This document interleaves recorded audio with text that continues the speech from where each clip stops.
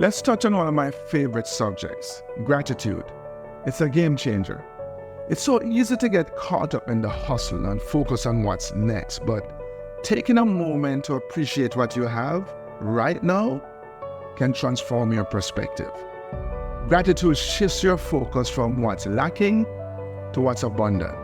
It helps you to recognize the small wins, the lessons in challenges, and the beauty in everyday moments.